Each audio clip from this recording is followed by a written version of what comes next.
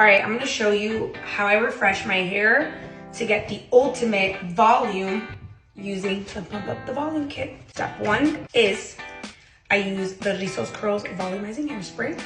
I spray it directly into my roots. I do this every time I wanna kind of like refresh my hair, get it extra voluminous. I also put my head upside down. Alrighty.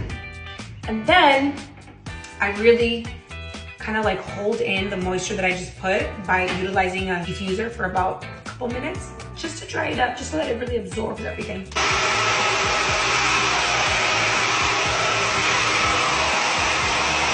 Step three, Rizos Curls Hair Pit.